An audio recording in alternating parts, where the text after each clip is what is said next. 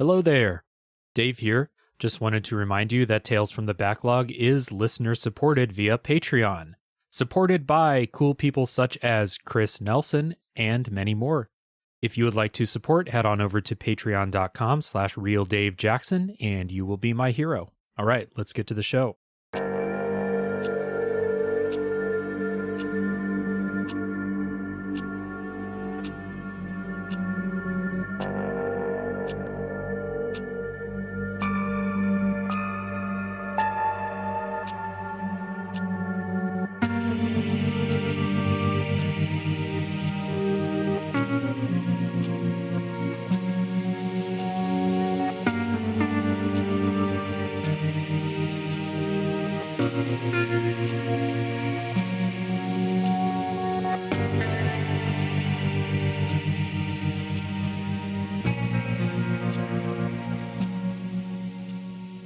Hey everybody, my name is Dave Jackson, and this is Tales from the Backlog, a video games podcast where each week I bring in a guest to talk about a game we played.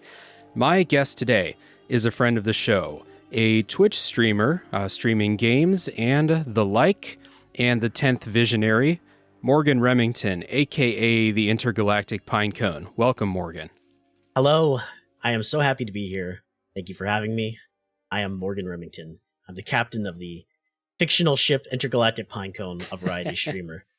And I love video games, which is why I'm here. Yeah, exactly. So we are going to be talking about a video game today. We're going to be talking about Deathloop, which is an immersive sim roguelite developed by Arkane Studios and published by Bethesda for PS5 and PC originally in 2021. And before we get into Deathloop, since it is a video game, and Morgan, you claim to like video games, why don't you tell the listeners what's going on over on the Intergalactic Pinecone? Well, it's a variety stream, but really, I find myself playing platformers a lot. Like, almost the vast majority of the time, if you come into my stream, I'm either on some Crash Bandicoot, some Spyro the Dragon, what have you, anything like that. I think the reason why I like that kind of game so much is because I do view it as the building block of all games.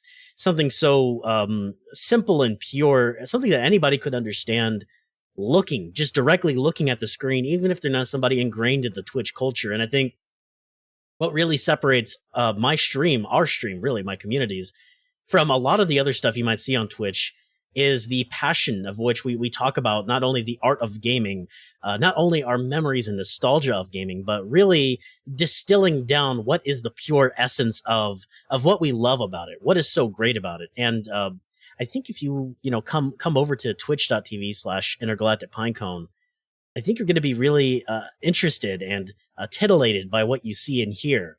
It's just a little bit more than the average stream, and I give a lot of my credit to my chat and my community for sharing the same passions that I do, and I thank all of them. And I thank you for broadcasting me here to expand the reach. Yeah, so like I don't watch a lot of Twitch streams, and you usually stream while I'm asleep over here in Korea, but I do check out some of the highlights that you post from your streams, and first of all, like I like watching people play some of these platformers that I'm really terrible at. Like I'm not very good at Donkey Kong Country, and the way that you just go through it with such ease and have a very like interesting and thoughtful conversation at the same time between you and the chat is really, really cool. And so like, actually I heard you on your old podcast first, and I was always like, well, I got to get Morgan on the show sometime because number one, Morgan likes games. I like games. I like to have people that talk about games, but also I just think you're a very thoughtful person and would love to spend a few hours talking about a game with you. So good to have you, dude. And like we said, today we're going to be talking about Deathloop. So the spoiler policy for this episode, we are going to there are a lot of revelations in this game that you get. So the story talk is, we're just going to give the very basic story setup in the non-spoiler section of this episode.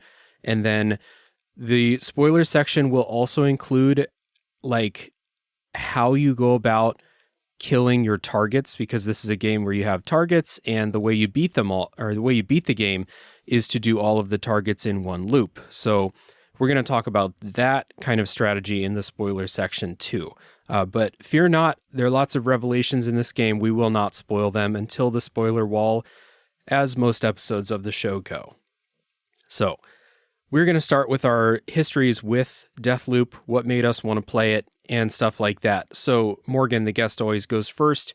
Why did you want to play Deathloop? Well, I purchased the PS5 really for not very good reasons. I thought it could help with content creation. And I think, unfortunately, I discovered that was a gambit that didn't really pay off for me in particular. Because there wasn't a lot on the PS5 that really captured my attention in a super big way. And I think that in the periphery, in the distance, I saw Deathloop specifically. You remember how leading up to Deathloop, there were so many trailers for this game and so many state of plays where they talked about this game. Mm-hmm. The way they kept going on and on about it, I kind of thought to myself, well, I played Miles Morales, I played Demon's Souls. They're fun games, but I mean, it's not exactly pushing the innovation, the reason why I would want a new machine. It's not exactly selling me. Maybe Deathloop could be that. And indeed, from the pre-release trailers, it does paint that picture, or at least I thought it did. But I have thoughts on that. But regardless, it was the promise of what could be that drew me to Deathloop. And I did have a little bit of history with Arkane, but we'll get to that in a second. Okay. Yeah. So, like, the reason I wanted to play Deathloop is my history with Arkane. The two Dishonored games are some of my favorites, and Prey is, like, really one of my favorite games I've played in the last couple years. So when Deathloop was announced, it was like, yes, automatically, whatever Arkane's putting out, I'm going to play it. Now, I'm not sure I feel that way about Redfall, which just got a trailer recently, because I'm not a multiplayer guy. But an Arkane Studios single-player game is an automatic, like, Dave will play this, because I have such good experiences with their single-player games in the past. So it was like I didn't buy it right away, because when I first got my PS5, I was like, okay, got to play Demon's Souls. That's priority number one. And then Deathloop eventually went on the wish list and eventually got into that. Oh, well, I'll just wait for a sale. And then it finally did go on a sale and I picked it up. I was also kind of like scared off by some reviews I watched, which were not so kind to it. And then when I started to remember, like, hey man, you're a real person, you can form your own opinions, you like Arkane, give the game a shot. I did. And that's a good kind of segue into some opening thoughts. And I'm glad I gave this game a shot, because while this game is probably below the other Arkane games I mentioned in my own personal rankings, I had a really good time with this. And the thing that I want to say straight out, which I want to give this game a lot of credit for, is this game broke me of my tendency in Arkane, like immersive sims in general, of just trying to be too quiet, and when something fails, hit that quick load button. This game totally broke me of that and made going loud to be the fun way to play this game. So that's my kind of opening thoughts. This game's fun. There's some things I don't like. We'll get into that later, but overall, fun game. What do you think, Morgan? I think that you hit on a lot of really important points, some very salient points that actually are kind of revealing to me too, because I kind of thought to myself listening to you, I was like, oh yeah, I guess you're right. Whenever stealth got broken, yeah, I just sort of went guns blazing. You're right about that, because something that I have a really bad habit of is not really sticking to the gameplay, or rather sticking to the game plan too much, right? Save before the sneaking section, save before the sneaking section. It's something that's drilled into us. And with Deathloop, you're right. Giving it credit where credit is due, I think, is really important, because it says a lot about a game that can get you out of your comfort zone and go balls to the wall, really go on the attack. And they do it in a way where you don't feel overly punished. They do it in a way that's fun, and it feels fun to play. And even though I will also be leveling perhaps some contentious criticisms its way, ultimately, at the end of the day, what we're looking for is to have fun, I think. And I have a bad memory. It's just sort of like a part of me. I still remember a lot of this game, even though I played at release. I remember it very, very clearly, as if it just happened. And I don't think a bad game would be able to have that effect on you. I think there is I would also rank this in the lower scheme of things for Arkane for me. I think I'm very much like you. Prey for me is kind of the pinnacle. Prey is like this infinitely replayable thing. I can always go back to Prey. But Deathloop still affected me in a way, and I think it did leave its mark. And maybe history will be very kind to this. I know that there was some maybe pre-release jitters, we'll say. People were giving this 10 out of 10s, claiming it really was the next revolution in gaming, and that automatically got people on guard. And so I think that maybe people may not have come into this with the best of intentions. People may not have come into this with the most open of minds, but you're right. Despite any negative things we say in this episode, there's still something very potent about this game, something very memorable, something very fun, which is ultimately, to me, one of the most important factors in all of gaming. Is it fun? Is the game fun to play? And then in this case, I mean, yeah, it is. Yeah. So let's get into Deathloop.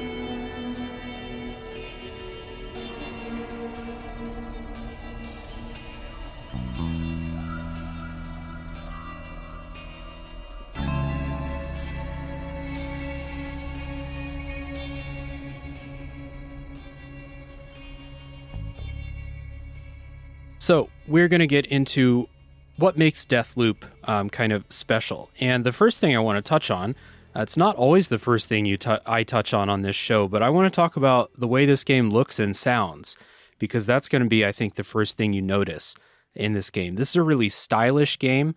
This extends from the way it looks. This goes to the music and the voice acting as well. So just off the bat, it has this very, I want to say 1960s style. Now, I'm not too up to date on my decades and their respective styles, but this does seem like kind of 60s, very orange, lots of leather, stuff like that. It's a very colorful game, but there is a definite palette, and especially in like the menus and stuff like that, it's very, very orange. I like the color orange. I like this color scheme a lot. Yeah, looks cool. You're right. It's very arresting. As soon as you boot up the game, I think if you were to show this just to any layman that may not even like video games, it's very captivating in much the same way I think an animated film would be. You know, for somebody that didn't watch animated films, I think that's what really got people excited a lot about this game to begin with, and I think it's what perhaps may give more people in the future a reason to get into this game, especially when it later launches on Game Pass on Xbox. There is something very evocative of Team Fortress 2. There's something cartoon-esque, but also grounded in realism. And you're right, there's an overarching theme of this kind of retro style of the orange shades to everything, but it is a very colorful game. And I played with the Pulse 3D Sony headset or whatever. You're right, the sound design also was just really impeccable. It was easy to become immersed in this, and it was very easy, due to the art style, due to the music, to make this game kind of part of the routine. It was something that felt very comfortable, and it's something that I think really stands out amongst the pack, amongst a lot of the other stuff on PS5 right now still. And it's a very interesting get for Sony in terms of exclusivity, and I kind of wonder if in the long run how that will affect it. I kind of wish that everybody at the very beginning had just had a chance to play this, because I really am keen to know what everyone's perspective is on the art design and the music, and just to see what kinds of new people can be brought in specifically because of that. Yeah. I mean, as soon as you turn on the game, when you see some of those like little loading animations, those little splash screens, they look really cool. The character designs look cool. They look like cool people, I think. And then the music is really good. The music has kind of like this, like a lot of the main track, which you're going to hear throughout this episode in a lot of different forms, has kind of like this like spy movie feel to it. Sounds very cool. And then there's a lot of like more traditional like rock songs and like ballads and things like that that people have composed for this game. I enjoyed all of that music too. it really kind of, it's an interesting mix between like, this is a game about an artificially created time loop that is like, obviously this is happening in some far future where they have the technology to do something like that, but juxtaposed with that like older look and the way the music sounds and stuff like that, kind of BioShocky in that way. Looks really cool, sounds great. It's a really good, and the voice acting too. Like, you're going to hear mostly the main characters, Colt and Juliana, doing their voice acting. I think they both sound great. They did a good job. They're very entertaining characters. The main two you're going to hear throughout the game. So that gets us into kind of the story of Deathloop, and you play as Colt Vaughn, who wakes up in a very striking cutscene at the beginning. You wake up and you are being brutally killed by a woman named Juliana. And you wake up again, you realize you're in a time loop. And one thing that's kind of interesting about this game as compared to other time loop games, on the show we've talked about Majora's Mask. There will be an episode upcoming about the Outer Wilds. One thing that's interesting about Deathloop is that all the characters know this is a time loop. And so that kind of puts this in a different, like, moral focus than other time loop games where people are just living their life and not realizing they're in a time loop. Everyone in Deathloop knows it, and they're taking advantage of it. So you're surrounded by you, Colt, and Juliana, the other main character. There's a bunch of other people on this island, and they're all there with the intent of, like, well, in their minds, they're like, this is a time loop. Let's take advantage of that. And you can, use your imagination, kind of understand that most of these people are terrible people. And that makes it a little bit more fun to go around brutalizing and terrorizing the island. But yeah, time loop game. I think what adds an extra little layer to all of that is that these are people that are accustomed to being killed by you repeatedly. So there's an extra little layer of, oh, it's Colt. He's doing his shit again. He's doing the same thing he always does. He's going around killing us. And I guess it's that familiarity that's already baked into the game. That it starts with a slight mystery to the player. You don't really know what's happening yet, but everyone else does. And it's like the context of how they're treating you and how everyone is just I don't even think they're angry at you. I think they're really more annoyed at you that you keep doing this. And so it leads itself to the mystery setting. It leads itself to everything going on. And I think it does a really good job of kind of bringing the player in, because there's a lot of information that you if you want to fully understand what's going on, there's a lot of information you must ingest. And so these tiny baby steps, just the simple setup at the beginning without like a dump of exposition, I think is a very effective means of getting new players situated, Yeah. And as you go, so you get that information at the beginning that, like, Colt wants to break the loop and everyone else wants to protect the loop. And that's kind of what's going on for the whole game. And as you go, you do get more and more story, and it's very drip fed to you. As you walk, you'll notice this almost immediately, but as you walk around, you'll see writing in the air, on surfaces everywhere. And you'll find out like what that is. Juliana will be talking to you, giving you some story exposition. The other big characters, they call them the Visionaries, of which they are 8. Those are your big targets. You have to kill all of them in one loop. And that's how you are going to break the loop. That was like even pre-release trailer stuff. That's not a spoiler there. And then you get lots of audio logs in classic, like, Arkane Studios fashion. You get audio logs, you read letters and stuff like that around. There's all kinds of, like, drip-fed story, but a lot of that is, like, your reward for exploring around. So yeah, this game takes place on the island of Black Reef. That's the name of the island. You need to kill all 8 Visionaries in one run to break the loop. And each loop is broken up into these 4 time periods. And so you have your, I think, morning, afternoon, I think evening, late afternoon. Night. Yeah, right. You have these time periods. So what you do is you pick one of the 4 levels, and you'll move through these time periods. So you can do 4 kind of levels during the game. You can also skip a time period if you want to, because the visionaries move from time period to time period. So the bulk of what you're going to be doing throughout this game is like trying to line up the perfect loop, trying to get all the visionaries in their places so that you can go through these 4 time periods and kill them all, which is cool. I had a good time like going through and trying to kind of, number one, figure out what the visionaries are like, because they all have powers like in a Dishonored game. Basically, find out what they're like. You learn a little bit about their stories, but also you need to figure out like what's the best time to kill this person, because maybe you go kill this person in the morning and you think that's good, but later on you'll realize like, oh, I actually needed that person to be somewhere else later in the day so that they can affect another visionary, or like I went and killed this visionary in the morning, but there's another visionary in a different level who's only available to kill in the morning. So I messed that up. And so you're kind of going through and slowly piecing this together. What did you think of this? Because this is like the bulk of like the trying to line up the perfect loop. That is basically the story in this game. I think I misunderstood, or I thought that there was a lot more degrees of freedom than there would ultimately end up being. Mm-hmm. This all sounds very good in theory, and this sounds like the evolution in the Arkane Studios game design that we thought it would be.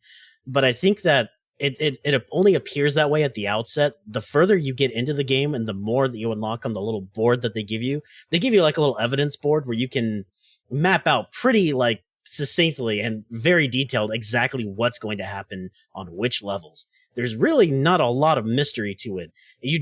I think even if you ran into this game, just smacked your head against a wall and didn't even really try to explore, eventually, due to just uncovering more clues in this evidence board, you would figure out what the perfect loop is. And it is a very easy to find set path. The initial discovery of that is interesting and fun. And the finding and executing each of the visionaries, that's where really the true customization can come in, because that can be done in a multitude of ways. But if we're talking about finding what that one perfect loop is, it seems pretty set in stone. It's more of just like a discovery, not only of like the existing systems around you, but just player knowledge. And I kind of wonder what a repeat playthrough would be like having all those optimizations in your head from the beginning. It seems as though it might take a little something away from it to just automatically know, well, let's just go find the correct information we need. Or maybe that's like part of the appeal. Maybe that's like the speed running appeal of it. Because I could see people beating this game knowing what to do in like a couple hours pretty easily. Like, I don't think it would take very long at all. Man, I'm glad you said that, because like I totally agree. First, I was kind of worried at the beginning that this would be too complex to figure out by myself, how to line up these characters for this perfect loop. But actually, the way it turned out is that you're basically being handheld through the entire game. You're just completing a series of like main story quests to fill out this kind of, like you said, like a cork board of like what the visionaries are up to, where they go, and when. But at the end, there is only one solution. And that's one of the biggest criticisms I think I would give of this game, is that you don't actually have to learn anything. All you have to do is do the quests, and it will tell you how to set up that perfect loop. And I think once you have all the information, you may need to like internalize a little bit about like where the characters are in the levels and stuff like that, or like what they're doing, or what's the best way to execute them. That's the only thing that like the game is not going to just straight up tell you, but the game will tell you, how do I move this character from their level into another level? And then how do I, manipulate this thing to make something else happen? These are all the result of main story quests that you're doing. And so, main story quests with map markers and like descriptions telling you what to do. So you're not actually figuring this stuff out for yourself. And So I was worried on the complete opposite side of the spectrum that it would be too complex for me to figure out, when in turn it ended up being way too handholdy to give me any sort of like, good feelings that I did figure something out. I think there's a middle ground that would have been a lot more difficult for them to make. This would have been an extremely complex game for them to make, way more complex than Dishonored or Prey, this kind of middle ground I'm talking about. So like, I kind of understand why it didn't turn out to be that way, but it was a little bit of a letdown to basically just follow map markers throughout the entire game and end up with the final scenario all laid out for you, I think.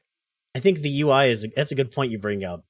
It's almost a character in itself in this game, the UI, because it's beautiful, right? And it follows the same, art style as the game itself. It's all very nice to look at, but there's a lot of it. There's a lot of looking at the UI. There's a lot of being told what to do or where to go. There's a lot of reading. There's a lot of it's kind of like I have to imagine in the design of this game, maybe the game that we thought it was did exist at some point on a conceptual level, but maybe for sure, yeah. Maybe it was through further play testing. Maybe it was through just getting this thing in front of people that they realized we have to put this stuff in here. I feel as though maybe it was an obligation more than a purely artistic choice, because I think that's something that's very fragile about games, is how much do we put in? Because how much you are seeing in front of you in the screen and how much information you're taking in, that's all a balance that you have to achieve. And it doesn't really matter how beautiful something is if there's too much of it to parse. And it's the same thing even with some platformers, as in Deathloop. It can look good, it can be stylistic, it can have all this potential, but if there's so much clutter, if there's so much information, you have to kind of wonder, doesn't this maybe dilute it a little bit? And like you said, there is a bit of a hand-holding kind of a feeling that you get where you begin to realize slowly, it dawns on you, this really feels like it's on rails. I relish the time that I have using my freedom and my powers to fight the individual visionaries, and those are the highlights of the game for me. But this thing that existed, this abstract concept of what Deathloop was, it really is just in your imagination at the end of the day, in my opinion. Yeah, I totally agree with what you said earlier. Like, I really do think that the game that I thought this would be and that I was worried it would be, I do think that that was like the initial concept. Like, I 100% believe that they wanted to let you creatively line up the final loop, and then maybe it was too complex to program without a bunch of bugs. Maybe they play tested a little bit and people were like, I don't know what the fuck I'm supposed to do. And they took away a little bit of freedom until finally we ended up with what we are. I definitely think that there's some truth in that for sure. So you're going through, you're doing these quests, you're lining up the perfect loop. You still have to kill the visionaries, and I think that's where your freedom comes in, because the visionaries are usually like not like difficult to kill. There's a couple that are like legit difficult, but they're often heavily guarded, or they are, they're either heavily guarded or they're very powerful, or they have some thing going on with, because like I said, they all have a kind of like superpower, like a Dishonored power. One of them can go invisible. One of them can become like extremely powerful and resistant to damage, like the Hulk or something like that. So you need to plan for like the Visionaries' power, because they're all difficult in combat, but a lot of it is like puzzling out how to get to them in the first place, because a lot of them are in these fortified places and stuff like that. And I had a lot of fun doing that. Like when you get to where a visionary is and you see they're in this building that is full of people, or like I said, there's one of them that's invisible. So how am I going to kill someone who's invisible and stuff like that? That's where like the strategy and creativity and like planning fun of this game like really shined, I think, for me. I had a particular instance in mind where there's a character that's hiding in a recording booth. Yeah. And there's really, in the grand scheme of all the other visionaries, there's not a whole lot happening in this level. But I think it was just like all the different ways that you could enter and exit the building that really stuck out to me and made it very fun for me, because the first time I went through, you had to deposit your power-ups in there. You're not allowed with your power-ups in there. And they put like a little thing on your arm. But you can find all sorts of ways to get around that. And then that's really, then you can also mess with the security when you're inside of that place. And you can turn people against each other. That's the highlight of the game. That was, I think, the golden moment for me. That's when it really clicked. And I was like, yes, this is starting to feel like Prey. You know, now I'm feeling it. This feels like an Arkane game. Yeah. Arkane games have always had extremely good level design. Like, if there is one thing that I can say that Arkane Studios does on like an expert level, it is they make levels that are fun to explore. If they put gimmicks in their levels, the gimmicks are fun, like the one you described where they take away your powers and stuff like that. They're very dense. Like, there's not often buildings that you can't enter. You can usually go through buildings. You can, open stuff up, find clues, find little lore bits. Or, even if there's nothing like super interesting in a building, the way that the art design has played into it and like the stuff they've put into those buildings are usually entertaining to see. So as you're going through the levels, you are experiencing, like, I think the creative peak of this game, which is going through the levels. And like, there are many, many routes through each level to the visionary that you're trying to kill. I think maybe like the one you were talking about, where you have to, the visionary's in this building, and there are many, many entrances to that building. There's some where you have to play by their rules and give up your powers, and there's some that you don't. And Arkane is just consistently giving you freedom to approach your target in several different ways. There's even one visionary I'm thinking of in the airplane where it looks like you're very limited in what you can do. And you are more limited in that one than some of the other ones. But you still have a lot of options because of just all of the systems in this game that work together. So there's a lot of people in this kind of airplane hangar. You can kill all of them, or you don't have to. And if you want to kill all of them, there's lots of different ways to do that. And so this is the, like, I think this, aside from the combat, we'll talk about the combat later, this is the fun of Arkane games in general, and this is like one of the most fun parts of Deathloop, going through these levels, exploring, finding optimal routes, kind of mastering those routes as you return to these levels again and again, and then, being creative, because I can't think of anything in this game like on like a zoomed in level, like how to kill this visionary or how to get through this part of the level where there's only one way to do it. You always have options. And if that sounds like, I don't know, daunting or maybe even a little too cerebral, I think that there's still that you can still go rage guerrilla mode. You can still just go in there with the good guns and just kill. Like, I think that's also another strength of this game, is that if you really don't care about exploration that much, if that's not your bag, you can just keep going through loops and amassing a more powerful arsenal. And you really can, like the one we were just talking about, where you have to give up your powers. If you've got the guns and the skill and the aim, maybe that doesn't even matter to you. Walk through the front door and just go grab that visionary easily, And I think that it's really important that they do reward the brute force just as much as the stealth, because I think for some people, maybe stealth is like a dirty word, where they just imagine the Skyrim days or the other games, the Deus Ex days, where it's a save load, where you get this paranoia about you. And really, you feel very freed from that. It's an easy experience to immerse yourself in. I think, due to the fact that you don't really ever feel like, well, I'm just screwed. Even if you're screwed, even if you put yourself in a disadvantageous situation for the first time, you're still getting very valuable intel that gets put on the evidence board, or you're still getting weapons that you can take with you. Really, this is a game that rewards. Actually, the more you think about it, the more I'm talking about it, the more I realize it rewards reckless abandon. There's really not a lot of consequence. I mean, you lose some stuff, but I mean, it's not a big deal. The knowledge that you gain is far more important. I think that's a strength. Yeah.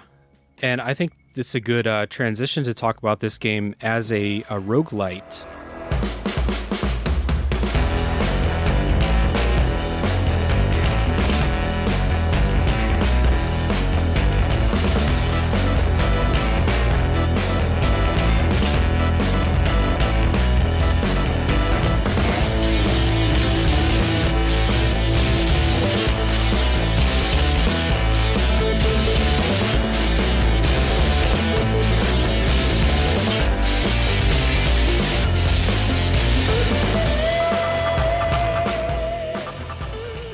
This is a roguelite, and like you said, you can go in kind of reckless abandon if you want to. And the worst that's going to happen is you die. And since this is a roguelite, you're going to reset your loop. Your loop resets at the end of each day if you go through all 4 time periods, or if you die 3 times in one level. So Colt has this power where he can revive up to 3 times. He revives up to 2 times in one time period. So if you die 2 times in the morning and then you complete that level, you go to the next time period, lunchtime or whatever it is, and then you can die 3 times again. It resets. So as a roguelite, this is a kind of weird one. It's kind of light on the roguelite, I think. Yeah. What you're doing is you're collecting a resource throughout the levels. You can absorb this resource called residuum from objects around the world, or by killing visionaries, you get a bunch of residuum. You use that to upgrade your... you use the residuum to make things permanent between runs. Your powers that you get, you start the game with no dishonored powers. You don't have your blink in dishonored terms. You don't have any of those other powers. And there are 5 of them throughout the game. But those are temporary too, unless they call it infusing it in the game. You spend your resources to make them permanent. And the same goes for your guns. So if you pick up a really great gun and then you die, you'll lose it. So you need to make it through a level and get back to your kind of like your between level menu screen, which I didn't mention earlier in the show, but that menu screen is so busy. There's so much on that screen that I was like legit a little bit overwhelmed by it the first time I saw it. But anyway, use your resource to make your guns permanent and make your slabs permanent. Those give you your powers. And make kind of upgrades, and like there's a couple different types of like little small upgrades. Like think of it like putting on rings in an RPG, making those permanent too. And that's how your character gets more powerful. Because if you don't do this, you'll start from the bare minimum at the beginning of every loop. So wait, Morgan, do you play a lot of roguelites? If so, how do you feel about this as a roguelite? I played and got the platinum on Hades recently. Okay. I think that in terms of roguelites, the balance that you're looking to achieve is the delicate shift of power. Are you getting too much by throwing yourself into dangerous situations? Are you getting too little? Because there are situations in some games where it's like Returnal, I think, is a really good example. Returnal is the opposite spectrum. Returnal is almost like the opposite kind of game as Deathloop, the more I think about it. Returnal is a roguelite. It's randomized. You get power-ups, but it's so sparingly. It's like you really have to work for everything. And every small little itty-bitty thing you get in Returnal, it feels like it's just another part of your arsenal. You need it to survive, desperately cling on to something. Whereas Deathloop, it seems as though it's the other end of that power fantasy. There's really very little investment you need to make anything worth doing. And so the roguelite aspect of this game, it becomes just a minor nuisance. And then eventually, the further you get into it, it's almost like not a consideration at all. Like you become so powerful. You become so varied. And even if you go into this game thinking that you have a certain playstyle in mind, it almost doesn't matter because you're going to get proficient in everything at once. And it really, it turns into a situation where you can switch things out as you need them. And you're not really giving anything up. It's not like you're specializing in anything. You're just switching out one super ultra upgraded really powerful tool for another. You don't ever have to give things up, really. You just have to be smart about actually navigating that crazy menu and looking at it and infusing. And I think that it's a good thing you bring up that menu, because it's a little daunting at first. There's a lot to take in there. But once you finally do get a grip of it, you really start to understand how easy everything is. Even on the hardest difficulty, everything is incredibly easy in this game, especially if you go the stealth route, which kind of breaks the game slightly, in my opinion. Well, so this is kind of the experience I had. So at the beginning, when your stuff is not infused and you don't have any of the slabs, because you start the game with none of your Dishonored slabs, you have to kill visionaries to get those. So at the beginning, you are such a weak piece of shit. You, Dave, are such a weak piece of shit, Colt, that you have to play as, like, you have to play stealthy. Your guns are terrible. They jam all the time. I found this to be super frustrating, and I was, like, not having fun for the first, like, 5 hours of this game, because your personal upgrades, your kind of rings, as I will call them, they're these tiny little, they look like little credit cards you pick up, that, you know, some of them will give you extra health, some of them will make you faster when you run, blah, yada, yada, yada. You don't really have many of those, and the ones you do pick up don't help very much. Your guns are terrible. You don't have any powers. I didn't have a lot of fun, because you can stealth around, and the stealth is good, but the second the gunfighting starts, I was just getting dumpstered over and over again at the beginning, because you're so weak. And then this game has a really weird power curve. Once you get a couple of those slabs, you almost automatically turn into Superman. You almost can't die unless you're, like, just really bad at the game or something like that. And then the game continues for about 10 more hours. So, like, it's a very uneven power curve. You are exactly as powerful at the end of the game as you are at, like, the 10-hour mark, which is about halfway. This game took me about 20 hours to play. You're more comfortable at the end of the game with the levels and stuff like that. So, like, by the end, and this is what I talked about in the opening segment, by the end, I felt like an ultra powerful badass kind of flying through these levels.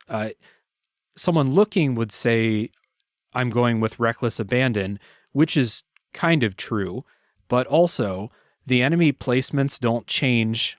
The enemy placements are not randomized. They change during the time periods, but, like, if you go through the morning and up dom 2 or 3 times, you know where the enemies are. You know what they're going to do. The enemies in this game are not very hard. They all just kind of run at you. They don't have any, like, strategy. I saw a clip of, I can't remember, some YouTuber, essayist, kind of going into a building that had, like, 50 NPCs, triggering the alarm, and the NPCs just file out the same door over and over, one at a time, and shotgun, shotgun, over and over until all of them are dead. And I did that in one level in this game, where I got myself in a bad situation, but then I realized I can just hang out at the end of this hallway, and the enemies will just kind of file in single file. So all of those things coupled together means that I really didn't have any challenge, aside from invasions, which we'll talk about later. I really didn't have any challenge in the back half of this game, when at the beginning, I was so frustrated by how hard it was. Did you have that experience at all? Not to toot my own horn, but I'm a freaking capital G gamer. Okay. Capital G followed by a lowercase g. The 2 G's are combined. I dominated this game from the beginning hours, because the enemies just don't react to noise. I noticed they just don't react to noise. Even when you're stealthing, you can still be very, very, very cheeky with how you kill enemies. They can be looking at you in certain instances, and you can still just kill them. The stealth I want to say it's broken, but it's not the stealth itself that's broken. I really don't think it is. And I think it all comes down to enemy AI. This is something I was really disappointed with in this game, because it's like that example you use, guys filing through like in a bad action movie, waiting to get shot. It's not only that, even if you were to go the conservative approach and go stealthy, like you kind of have to at the beginning of the game, I mean, like, these guys won't react to anything. I mean, you can get away with the craziest stealth kills with no powers. And imagine what happens when you get the invisibility upgrade. I mean, it's over. At that point, the game slightly becomes a farce. Like, you can do whatever you want. And maybe there is something to be said about, like, a game becoming a playground for player expression. There might be some fun to kind of eke out of that experience. But for me, this is where the tedium started to kick in. And like you said, there is a power curve that happens when you get the slabs. And for me, it made an easy game already turn into basically like watching a YouTube video. Like I was like, wow, there's really nothing to this, huh? And so I had to start really honing in and focusing on a lot more of the story beats and a lot more of the lore that they put at you. I had to really, really start focusing in on that a lot more to get any kind of enjoyment out of it. And I have to wonder what the impetus was for this decision. I wonder if the playtesting showed that they needed to make the power-ups so powerful, because some of them get crazy. Even base level, they are so good. They change the way, they transform the way that you play the game and interact with the world. But when you get the upgrades, it's kind of like you're cheating. I felt like I was cheating a lot of the times. And I don't know, like, where do you stand on that whole idea of like a playground just made specially for the player versus like a real challenge? Because maybe this game wasn't even really trying to convey that challenge to me. Maybe it really was supposed to just be like slapping paint against an empty canvas. How do you feel about that? Yeah, I really think they were trying to go for that, like that power curve of like you start out super weak, but then you are a superhero by the end of the game. I think that's what they're going for. So they got the beginning part. I kind of wish the guns didn't jam so much at the beginning. You start out with like really low level guns and they jam a bunch. And as you get better guns throughout the game, those don't jam anymore. You don't have to worry about that. But at the beginning, I really felt that kind of struggle. That was probably what they were intending, if I had to guess. I would assume that they wanted a power curve that was kind of consistent throughout the game, where like when you're going for the last loop, you feel like a superhero, but I had already felt like that for about half of my playtime.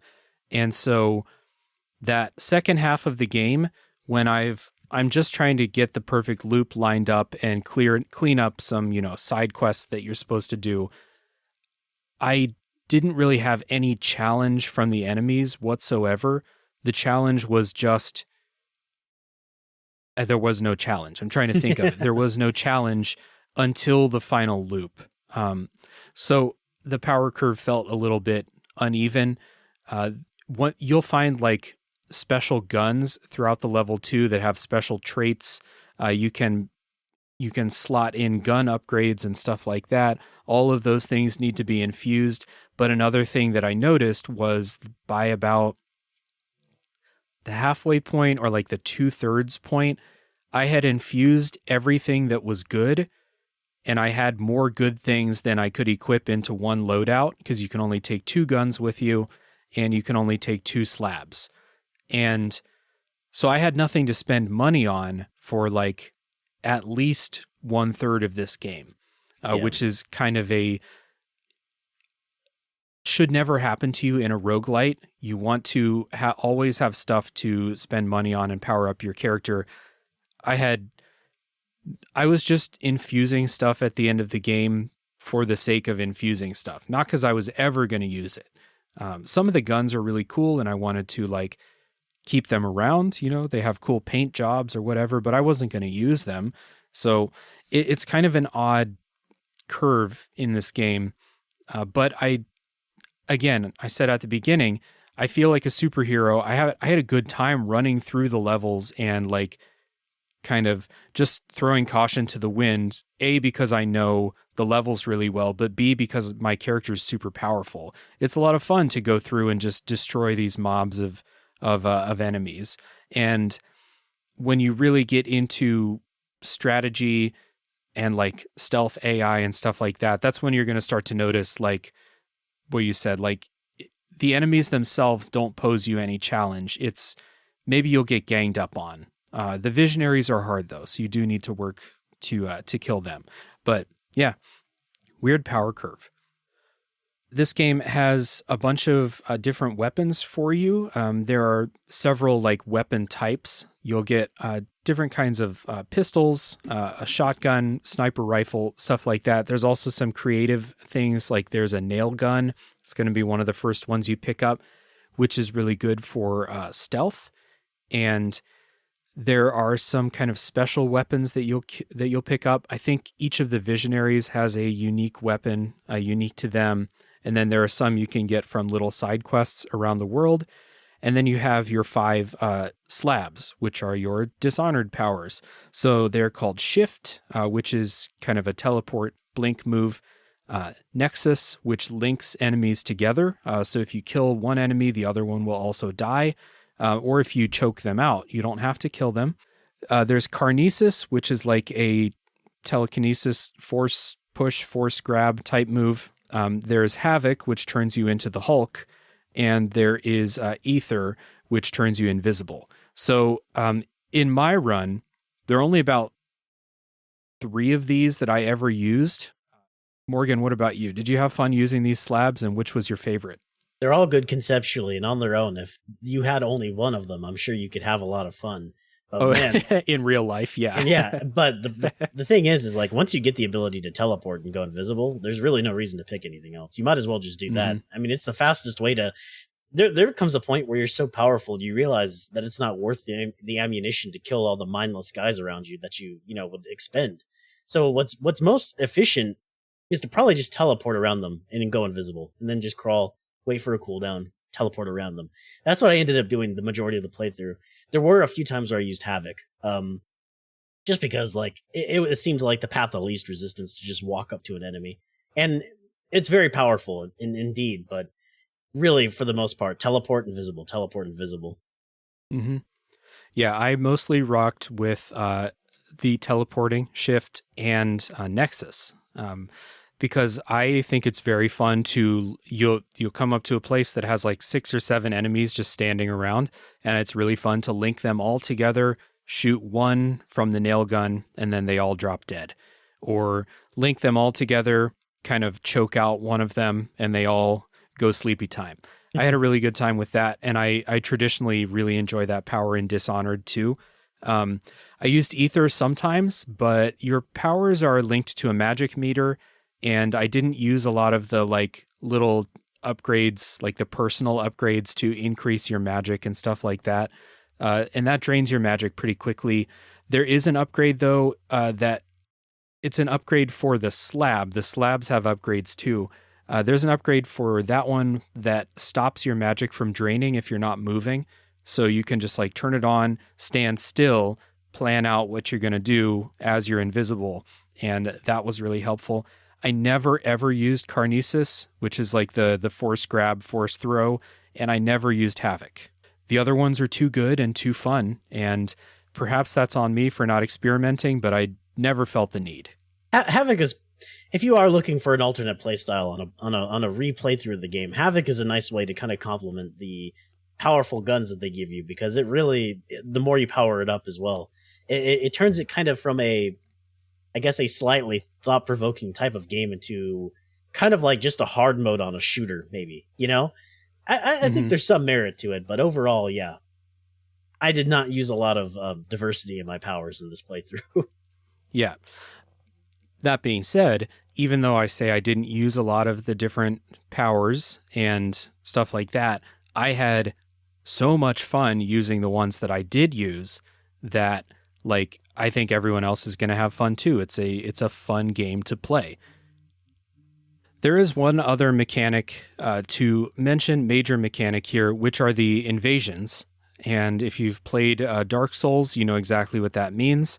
But if you haven't, the way it works is there's the other character, Juliana, who you're talking to throughout the game. And Colt and Juliana kind of develop or continue this adversarial but flirty, but also they hate each other, but also they joke around relationship throughout the game. And Juliana will invade your levels from time to time. And If you're playing online, this will be another person, a real person. And if you're playing offline, it will be a CPU. And so Morgan and I were talking about how easy this game is, especially at the end. This is the only thing that adds in challenge, especially if you're playing online and a human comes into your game.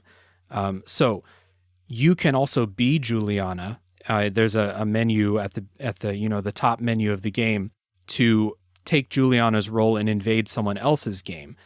Well, I'll turn it over to you before I say my piece. Morgan, how did you engage with this invasion mechanic? I have to say, I did not think I was going to use this at all. But I think that there must be something about the type of player that this game, a game by Arkane, must attract. Maybe the type of gamer that doesn't play a lot of PvP. Maybe the more story-based gamers that like lore the most, right? Mm-hmm. I have to say, I felt like a shark in fish-infested waters.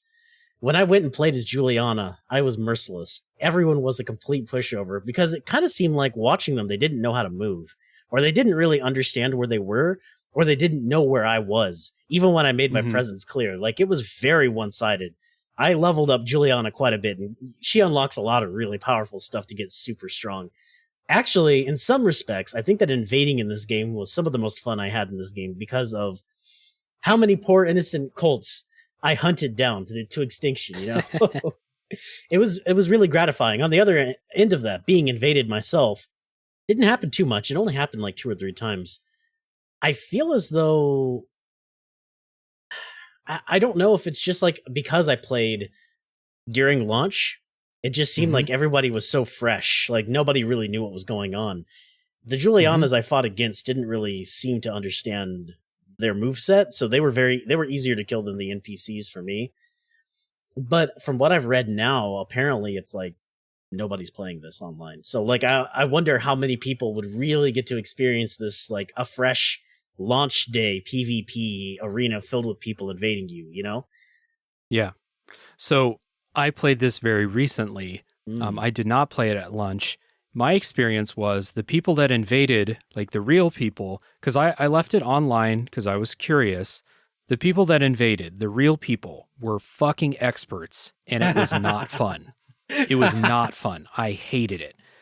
Especially because at the beginning of this game, I already felt very underpowered by what was going on. Like, I was dying constantly against the regular enemies at the beginning of the game, the ones that we said were pushovers. So the last thing I needed was some real person who plays Deathloop PvP all day to come in and fuck up my afternoon. So I switched it to offline because I wasn't having any fun with that. And traditionally, people who've listened to the Dark Souls episodes of the show know I don't like this mechanic. I don't like it in Dark Souls. When someone invades me, I will kite them over to a cliff and then jump off and make sure I wasted their time. Or I will lay down in like a spread eagle emote in Dark Souls and just let them kill me. But I hate this. When the CPU invaded, the CPU is obviously easier than people, but it was still challenging. And I had a couple of invasions that happened just at the worst possible time, and I was able to kill them. But if they had killed me, I would have been like mad, because if you die in like the night portion of the day and you have to go through and do all the shit in all the other time periods again, I would have been real mad. So I did not like this mechanic. I understand, like conceptually, that by the end of the game especially, the game is so easy that Arkane thought this would be a really fun way to mix it up and introduce some unpredictability to it. And it sounds like you had a good experience with the mechanic too. So I'm not going to say that this is bad. I just personally, I'm so fucking tired of this mechanic. I'm tired of it in From Software games. And the last thing, like when I saw that this was going to be something in Deathloop, I was like, God damn it. Like, take anything else from Software except invasions. Because I play games single player. I don't play PvP in games. If there is like a game that's only PvP, like I don't play Apex Legends or Fortnite or any of these like really popular PvP games. I hate PvP. So like bringing PvP into a game that is supposed to be a single player experience fucking sucks for me. Now, other people, Morgan, you had fun with it. I'm glad you had fun with it. I'm actually glad that you had fun and you're on the episode with me, because if it were just me complaining about it, people would be like, oh, invasions sound terrible. But Morgan enjoyed it. So like you might have fun too. I'm just so fucking tired of this. And like, I'm glad that Elden Ring got rid of it. Mostly. Yeah. Before I get off on like a big thing. Invasions, not fun for me, but other people may enjoy it more than I did. I think perhaps in some ways this was carelessly put into this game. I will say, of all the things to borrow from other games, this really does feel slightly out of left field. Really, the only thing you can say that this adds to the game is something thematic to the story. And in that case, if it is just something that affects the story, being hunted by Juliana, maybe that should have always just been a computer, an AI.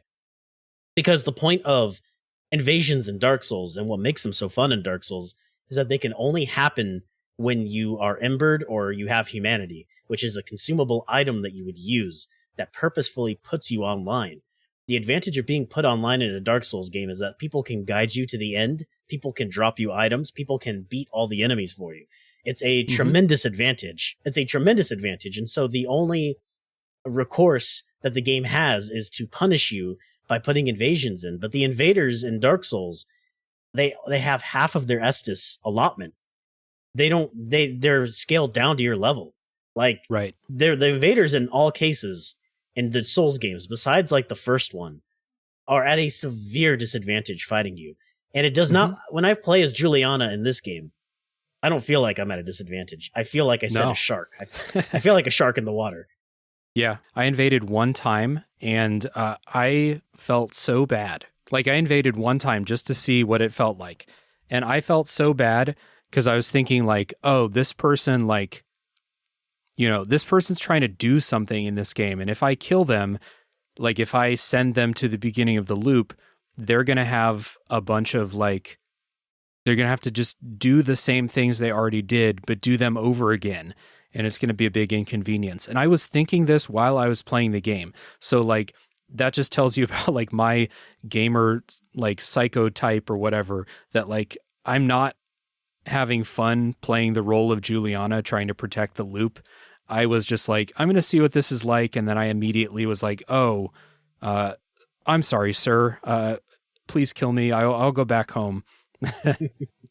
It just seems like maybe the risk reward, maybe the place of PvP in this game was misguided from the very beginning, because I think it only works thematically. It doesn't really work in terms of the gameplay. It's not in service of the game itself, in my opinion, especially since like from your experience, from what you're talking about, it sounds like you had a pretty rough go of it because you were fighting dudes that literally made Deathloop like their full-time job, It's kind of crazy. That's sure what it seemed like. It's kind of crazy to think that this game could garner that kind of fervor, but you know what? There's people that take extreme pleasure from doing that to others. So I guess I shouldn't be too surprised. Well, also full disclosure, like I'm not very good at shooters. If I have the option, I will play a shooter on easy mode because I'm just not very good at them. And I'm especially not good at PvP shooters. So even back in the day when I was playing more Halo and I was playing Call of Duty and stuff like that, I was never good. I was just kind of having fun passing the controller, drinking beers with my friends.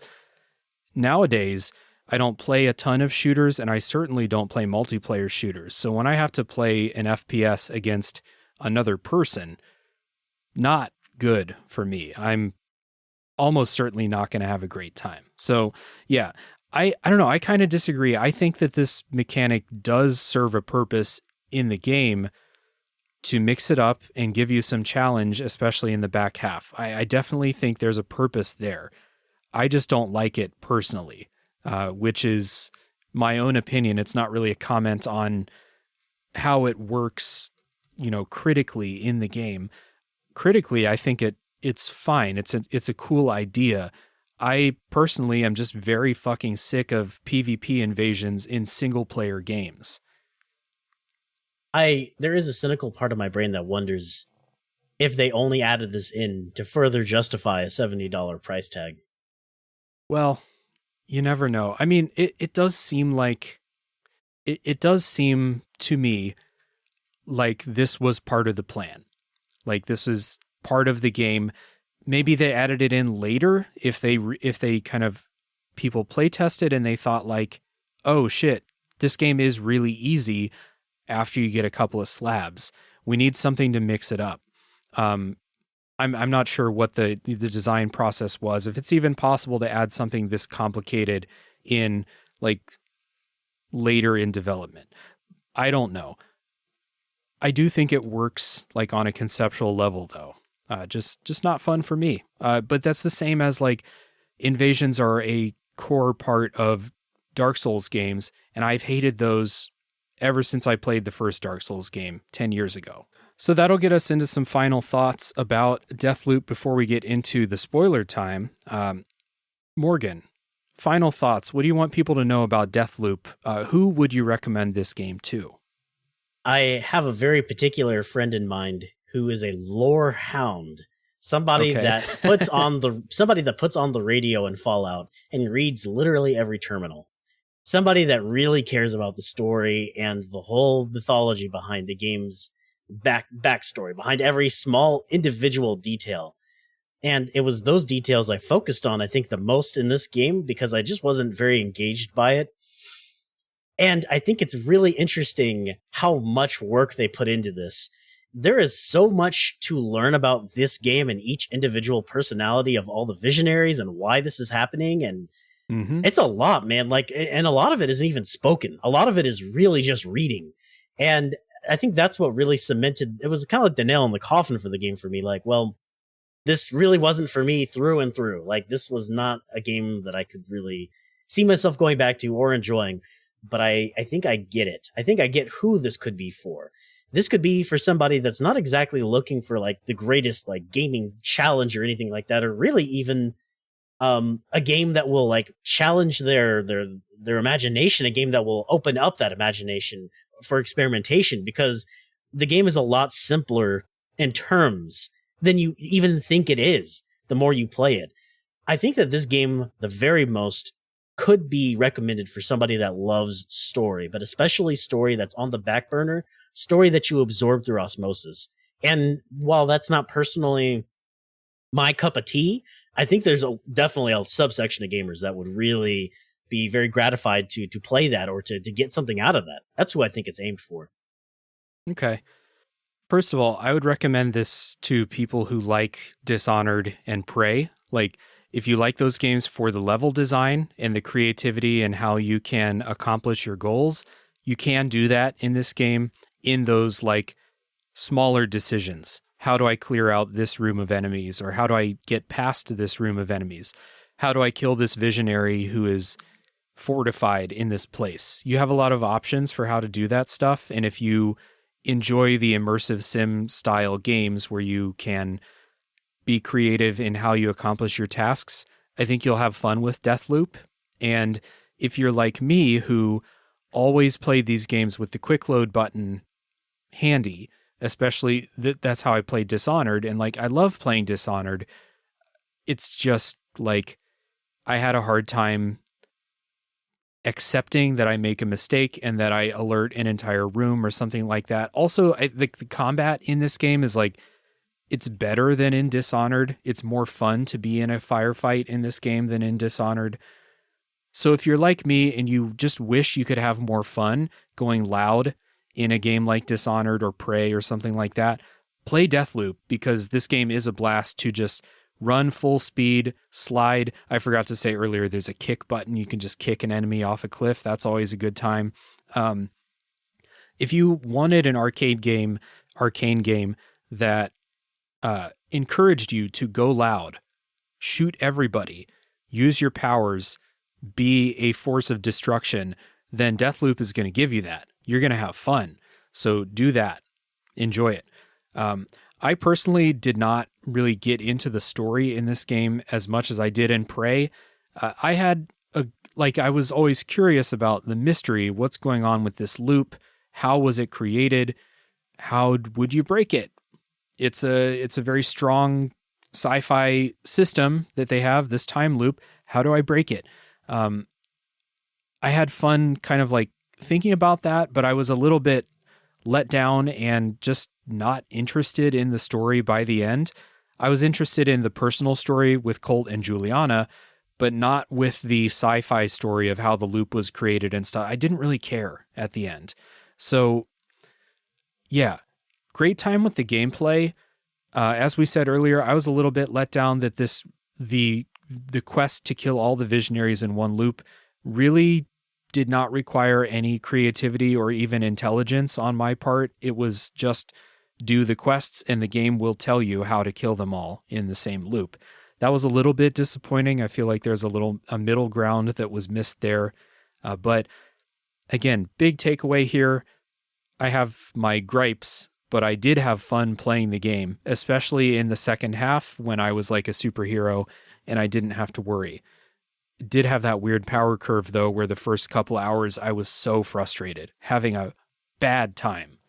So yeah, it's an odd game.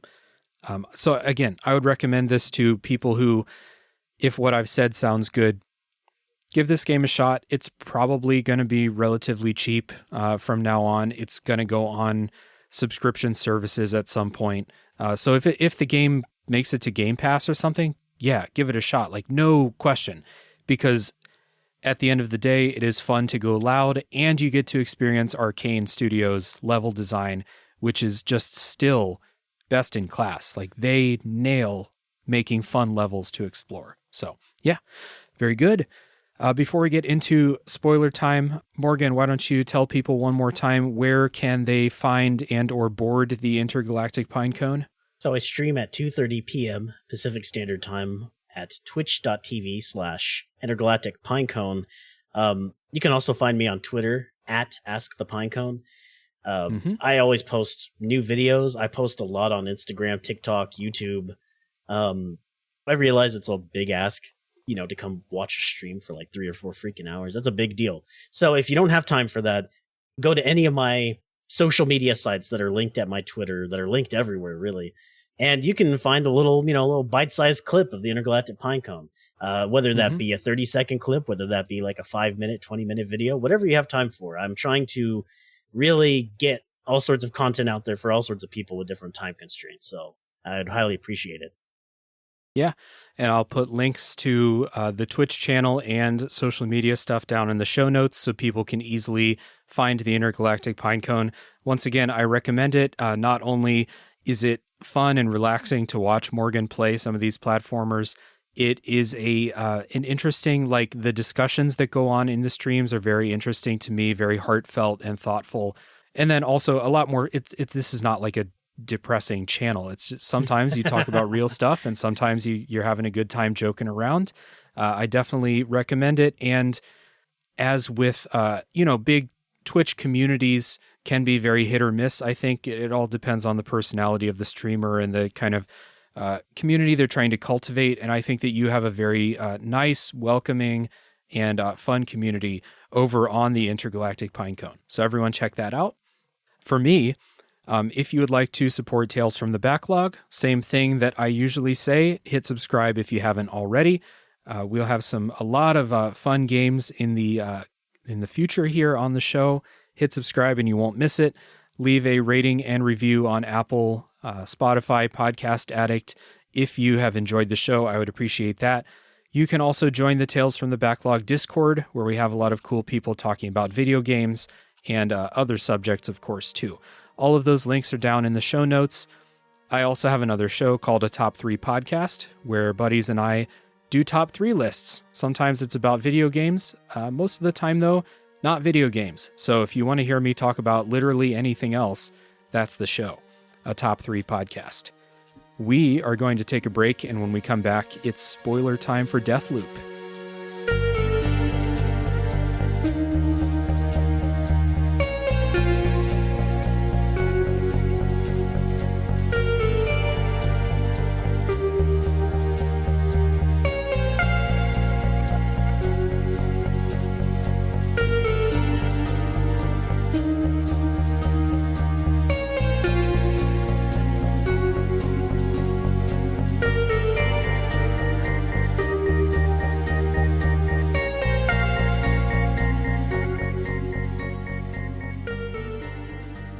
All right, I'm back with Morgan. We're talking spoilers for Deathloop. And I guess the first thing I want to ask you is at what point did you realize that, like, Colt is also a visionary? Because they don't tell you this at the beginning of the game. This is something that they'll tell you it way late in the game, but if you're astute, you should realize this like pretty soon throughout the game. So did you catch on to that? Yeah, I think it's Juliana. It must be, because she's the only one talking to you half the time. There's something that there's something she keeps repeating to you. It's either like, this is your fault, or like, you're the one doing this. She's very obstinate regarding you. And she kept saying it with such rapidity and such frequency that I was like, okay, this is me. I'm the guy. Watch, there's going to be a thing where I have to kill myself. I called it immediately. It's like, okay, I get it. I'm the bad guy. I think they do telegraph it pretty obviously. Maybe some people didn't pick up on it, but I do think it must have been their intention for that to be like not a super shocking revelation, but maybe more like something you just want to keep on like the background radiation of your mind as you're playing. Like there is something a little bit more to what Cole is going through here, and he puts up a front because of his lack of knowing of a situation. He puts up a front, or I guess it's not a front he's putting up. He really honestly believes that he's trying to break free and that he doesn't know what's going on, but really this was all him to begin with. It was his fault. And there's even something to be said about maybe he likes it. Maybe it's enjoyable for him. The same way it's enjoyable for the player to be doing all this craziness. Maybe it's enjoyable for Colt. Yeah, that plays into one of the endings, and it's definitely enjoyable for Juliana to be doing this. She's having a lot of fun. So, like, I don't know, I feel like you should pick up on this if you're thinking about what's going on in the story, because most of the visionaries have superpowers, they have slabs, and Colt also has one, and none of the regular enemies have slabs. So if you're just thinking like, oh, I'm the other visionary, so if the only way to break the loop is to kill all the visionaries, I'm going to have to kill myself at the end of the game.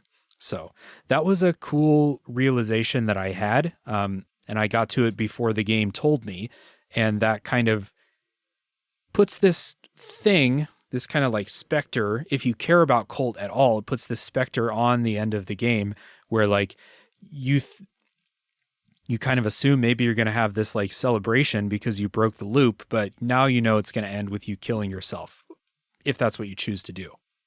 So did you get into the story, like in the game, like, because there's all this story about Colt's backstory, how Colt was on the island before there was a time loop going on. There's like a second time loop in like the prehistory of this island, like before the current time loop. And I got very lost and disinterested in like that backstory. I kind of thought it was cool when they tell you stuff about Colt, who Colt is, why he came to the island, his role in this. But like there was another science team and another time loop and stuff like that. And did you get into that? No, I think that's something I've discovered as I've streamed more and more games, is exactly the kind of game that I'm into. And man, anything that really requires like a whole lot of digging or anything beyond the initial gameplay experience is really, it's hard to impress upon me or give me an emotional reaction, because I think we all play games for very different reasons. And at the beginning of the episode, I talked about the reasoning I had for playing this game. It was really about game design. And when I realized that the game design wasn't going to be what I thought it was, I felt very compelled to listen to the story, because I was like, okay, this is all I'm going to get out of this. But I think very much like you, if I'm hearing you correctly, I'm disinterested, I think is the word that I would use, because it's not as if it's nothing that we haven't heard before. It's just, I think that what works the best for me is the very, very interpersonal character moments between Colt and Juliana. But anything involving any kind of deeper lore or any kind of mythology of what's happening here on the island, it's hard for me to make an emotional connection with that and really care too much. And I think it was very much the same with the ending. I don't know. Like it didn't really, it was one of those endings where I thought, oh, okay, whatever. I guess we're done, And I'm not like trying to purposefully say like the game was not interesting or that the writing was not good. But for my gameplay style, for the person that I am, I got a lot more out of the very beginning portions when there was less known. And the more I learned, the more I didn't care, ironically. Yeah, I'm kind of with you. Aside from the developing relationship between Colt and Juliana, which I think is really good, aside from that, the more I learned about the loop, the less satisfied I felt with the story of the loop. So I didn't even write down notes about stuff about the loop because I don't really care. It wasn't really an enjoyable part of the game for me. What was enjoyable, like I said, was Colt and Juliana. And so you start out the game, one of the early missions is to like go to Colt's old apartment. And I remember this like moment where you get one of those like text things on the the words that show up in the air and stuff like that, and they say like, it says like she used to love this view, and your automatic thought is like, oh, Colt and Juliana, right? They used to be a couple. And I think Colt assumes that too. So those messages in the air are by the way from old versions of Colt, which is cool, I think. But yeah, as you go, you realize that, well, Colt and Juliana keep flirting. The flirting gets more and more intense as the game goes along, and you think like, maybe this is going to end with them, falling in love or something like them. The Colt can't kill her. She's the last visionary, but he can't kill her because he's in love with her or something like that. But oops, turns out that Juliana is Colt's daughter. So that is gross, and Colt is very grossed out by it too, which I thought was good. Like, if you're going to give this kind of revelation in the game, I thought it was really good that Colt was like, oh no, what the fuck? Like Ace Ventura at the end of Pet Detective, doing the toilet plunger on his face and stuff like that. That was a good revelation. It was a funny reaction from Colt, and Juliana's like, what? I was just having fun. Like, none of this shit matters. We're in a time loop, dude. Like, that was interesting. And then kind of it's recontextualized because of that, because now you think Colt's going to have to kill his own daughter to complete the goal here. What did you think about their relationship? I like that twist. I like the twist that it's actually a daughter. It would have been way too on the nose if it was a love interest. It was a good twist, and there's a lot of incest jokes on the way to finding out the revelation anyway. So like, there's a lot of stuff. Like, it's I guess if you don't like that kind of humor, it's whatever. But it's well done, and like you said, recontextualized. That's the important part. The emotional connection that you've had with her. Maybe the player was thinking it was going to be romantic feelings, and that shift to daughter. Maybe that turns on like the dad mode kind of portion of your brain where you're like, oh, wait, must protect, must help. Yeah. And so it makes it, maybe for some players, it makes it a little bit harder to make that inevitable final decision, because it's like, well, it's one thing if it's a love interest, video game love interest, dime a dozen, but a dad and a daughter, a relationship of blood, that's very important. That's very powerful stuff. It's a good way to really get the player to hone in and kind of focus up at the very end. I just realized that this is yet another PlayStation dad game along the likes of The Last of Us and God of War and stuff like that. Yeah. I really enjoyed how because the goal, you always knew you're going to have to kill the real Juliana. Another thing you find out is that the Julianas that are invading you are not really Juliana. They're kind of like projections of herself, and that's her power.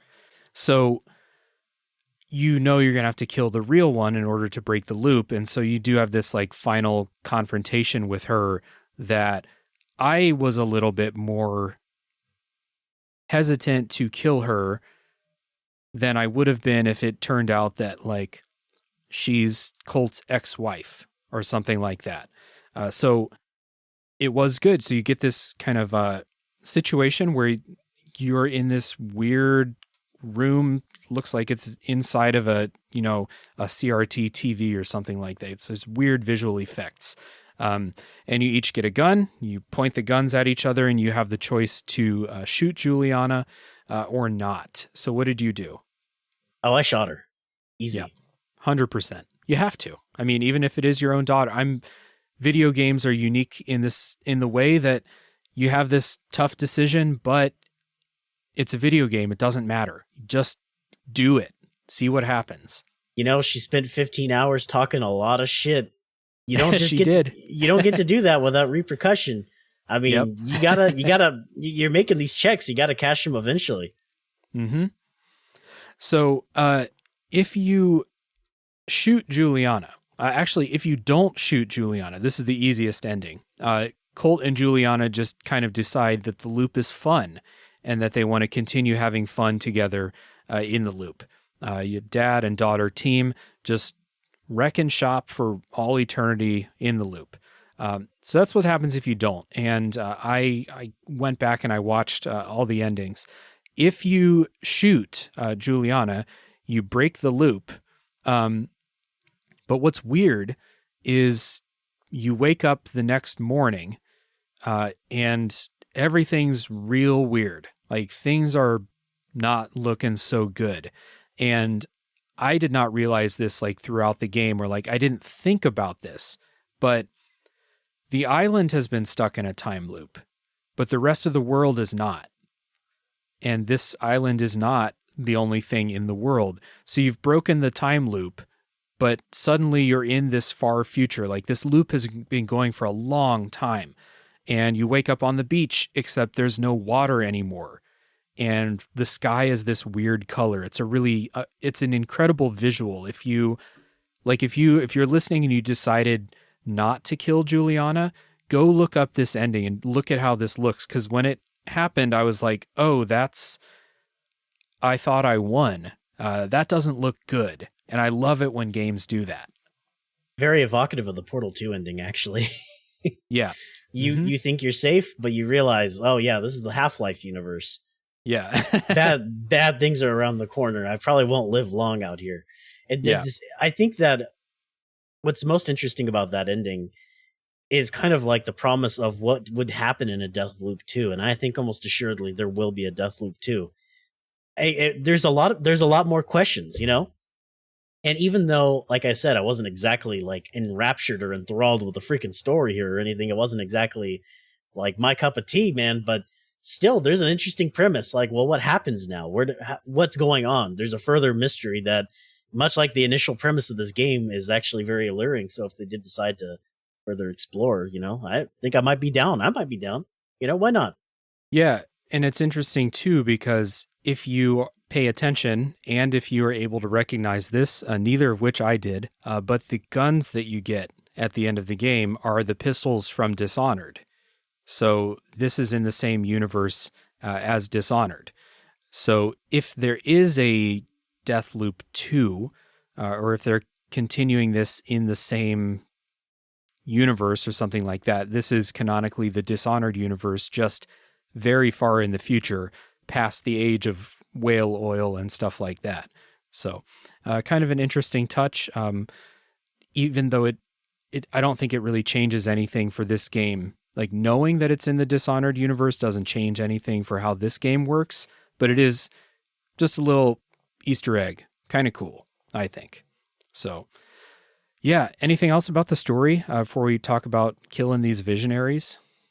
No, I'm ready to talk about murdering visionaries now. Yeah. Okay. So do you have any visionaries that you thought were particularly memorable, or their levels, or how you take them out, stuff like that? The very, very last visionary really sticks out to me because I think it was really the perfect way to tie the whole game back together. You have to go through the perfect loop to beat the game, but the last visionary that you have to kill is by far the most, I think, in depth. And so it's like figuring out how to suss out one person out of a bunch wearing the same animal masks, the same party masks. Mm-hmm. That's really, it does feel like a very apropos way to finish this thing up. And I don't know how you went about this, but I went and poisoned the beer. I figured out what their favorite beer was, and I went and I poisoned that. And I was able to very easily kind of stealth my way in there by turning invisible and teleporting, going behind guards, listening for the information, going down to the beer taps, waiting for them to start, showing signs in the crowd, and then I could engage. That was really cool because I was reading different ways afterwards that I could have done it. And I guess I didn't even have to do that with the beer. I could have found them in the crowd myself without the poison beer, you know? So I bet you if I went on YouTube and watched a bunch of different like compilations, I bet you there'd be a lot of really cool different ways to get this guy. Yeah, there is. So another way you can do that is there's like a DJ kit upstairs, and there's a way you can find like something about his favorite song. And if you go up and you do the DJ thing, he'll isolate himself that way because he reacts to the song. Or maybe you're like, you start playing something and it's really bad, so he gets mad or something like that. There's that. I know there's a couple other ways, but I also did the beer way. That was how I did it in my game. But earlier when I was talking about getting myself cornered and just waiting for enemies to come in single file, I somehow tripped the alarm and the entire party came into the beer cellar where the kegs are. And it was just, pop, pop, pop, pop, pop, pop. More people come in. Oh, it's Colt. Pop, pop, pop, pop. And literally like 10 minutes of that because there's like 100 people at the party. So, I can only imagine what enraging all of those people. I don't even know what that would have looked like. That's crazy. Yeah. But you were still able to get him. Yeah. So that was the first run when I was like getting his slab and figuring out stuff like that. In the final run, Juliana invaded during the party. And you have 3 visionaries at the party plus an invading Juliana. And earlier when I was talking about how I would have been really fucking mad if I got killed by Juliana, and I almost did, but I was able to kill her and take out the visionaries there. But that was a just horrible timing for an invasion, but it ended up working out okay. It was a very desperate thing. But again, it was this just dumb AI. The way that I killed Juliana, because I escaped from the initial thing, or I shot her a bunch and she backed off. And then I went to a different part of the house and I just hear footsteps just do running toward me. And it's Juliana just barreling toward me. And I just turned around, shotgun, and she's dead. And it was just kind of an anticlimactic ending to this invasion because the AI is just programmed to just run in a straight line toward you. Yeah. Not great there. Not great timing. Like, it's kind of cool, again, conceptually, that I had the perfect loop lined up. I thought I knew everything. Suddenly something throws a wrench in the gears. I get that. But yeah, I would have been so mad if I died. And also the way that I killed Juliana was just the AI letting her down as a character. Right. And how much does it really add if it's throwing a wrench in the works, but they just basically present themselves, open season. If it, I wonder how much it really, in a way, it's almost like, it kind of ruins the cool story that you would tell your friends. Because this feels like a game where the more impactful story than the story itself is really the ones that you tell your friends when you talk about this game with others. What did you do during this boss? What did you do during that boss? Because I also got invaded in that final level. And very much like you, I was in some tight corridors and hallways inside these houses. I mean, there really wasn't anywhere for her to go. I just pull out the shotty and you're done. I mean, it's very simple. Mm-hmm. I wonder how could they have fixed that? How could they have, not maybe fix is the wrong word. How could it have actually thrown a wrench in the works? Maybe if she directly interfered with your plans, maybe if it was something a little more scripted, because the invasion style itself, I mean, it's very different from a Dark Souls game where your movement is limited, where your options are limited. It's in fact the inverse. Here, your options are essentially limitless. How could the AI, what kind of AI could they program that could stand a chance against you? Really, it's more of a minor road bump along the way. And at worst, a huge inconvenience, like if she had killed you there. I don't know. Like, if it either just comes down to better AI, or like maybe if Juliana invaded during the party, but she kind of just socialized with the other visionaries or something like that. If she went to the party and was just hanging out with one of the other visionaries, talking to them and stuff like that. So you have your plan for how you're going to kill, one of the other visionaries, but suddenly Juliana's there and they're just, chilling. They're hanging out by the human meat fountain that they have in that party. that would have been interesting and a different challenge to maybe try and separate them or take them on 2-on-1 or something like that. But it kind of just turned into chaos in mine, and I had to escape. And then, yeah, like I said, she just kind of barreled toward me. So, yeah. Let's see. Other favorite visionaries. I really enjoyed, I think his name is Charlie, the one who's in the kind of fun house of horrors there. Oh, yeah.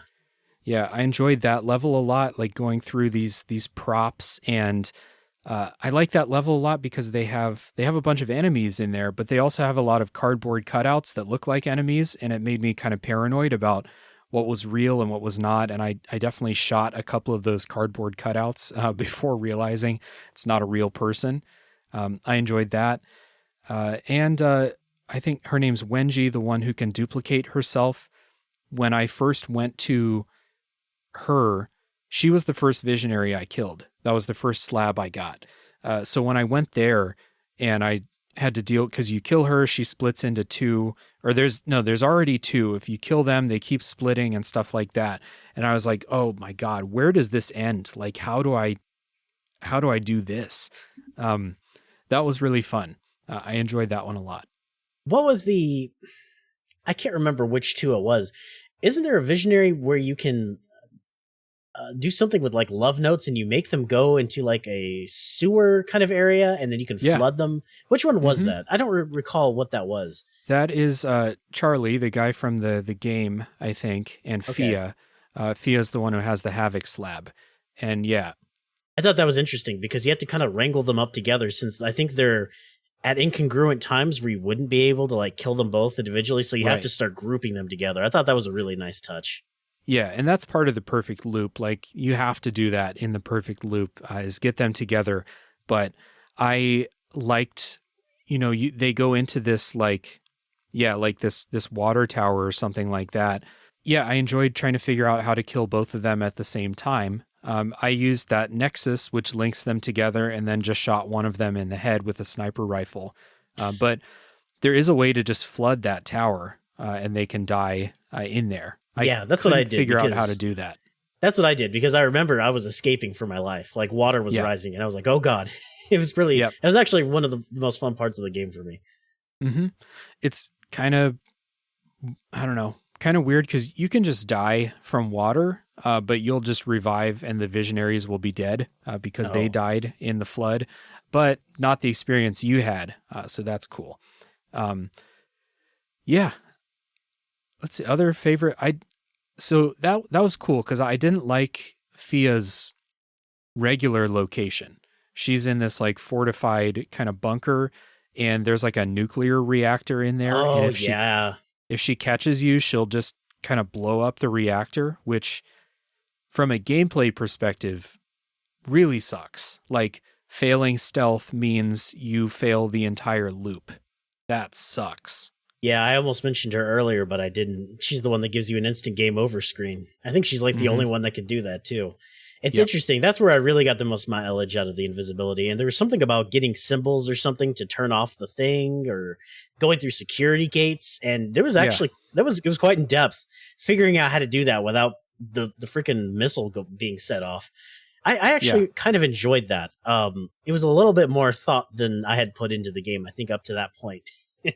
Maybe, I mean, that may have been a concession because they realize how easy the game becomes, and they were like, we need something to just slow people like Morgan down, Yeah, and also if you like are speccing into doing security stuff with like the cameras or whatever, or if you have the correct setup specifically for that, it becomes this almost like kind of retracing your steps.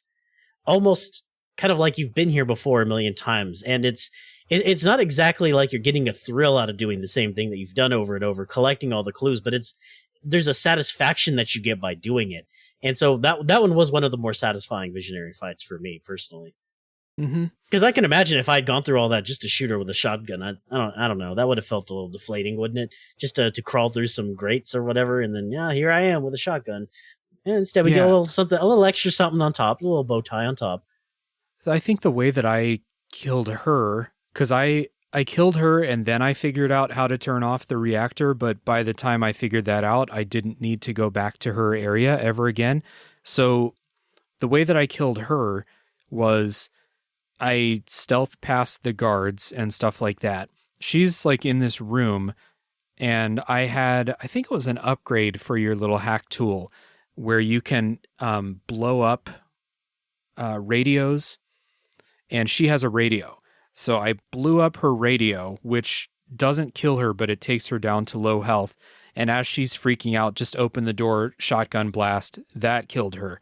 And that felt really good to find out a solution to this problem of like when she spots you, instant game over. Seems like I really overcomplicated this game for myself.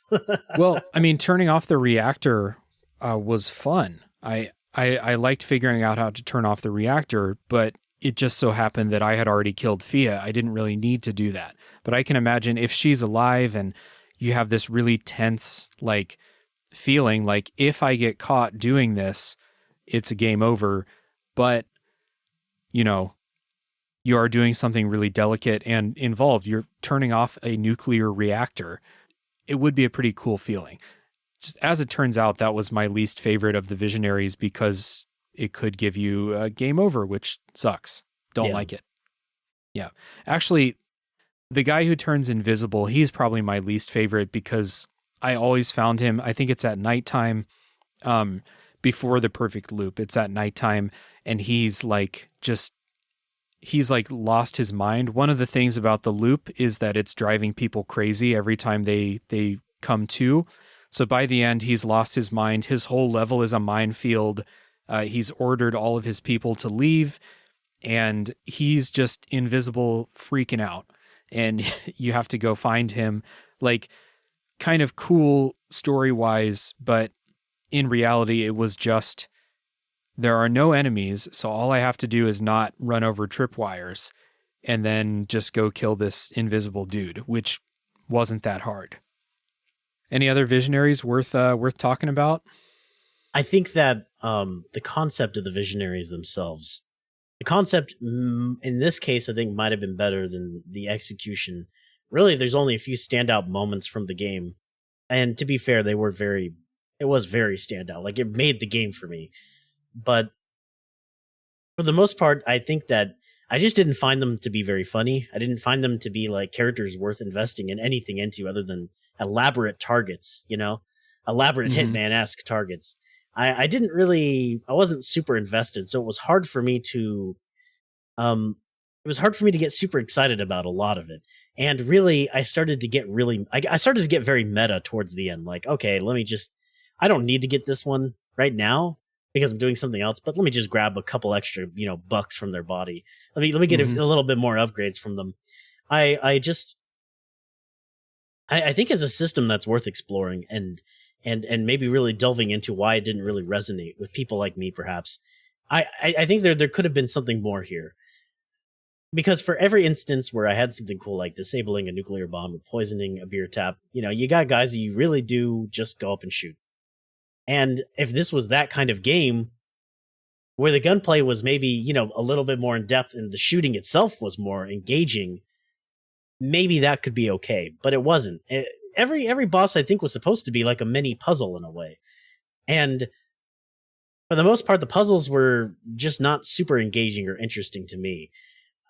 Because I can't get out of this mindset. I just want to do things the most efficient way possible. And a lot of times, if you turn on Havoc and run in there, you're pretty much set. Like, you don't need to do a whole lot more than that. True. And so I don't know. Maybe that is just one of the concessions you have to make when you do create so many options for a player. When you give them, like I alluded to earlier, a canvas to paint on. Maybe it's just an indictment of like maybe my own creativity or maybe me making the game unfun for myself. I really don't know. And I think that that's why, as a whole, Deathloop was kind of an interesting game for me to talk about and discuss. Back when I used to podcast, I wanted to cover this game the day it came out because I beat it very quickly. And I found in the middle of my recording that it was just not a very engaging game to talk about. And I was really perplexed because I had not been stumped like that before with any game. And I don't want to go onto a podcast and just tell people, yeah, it's shit. Because that's almost betraying the expectation of what a podcast is, of really getting into the really fine detail of something, exploring it more than you could in a YouTube video or what have you.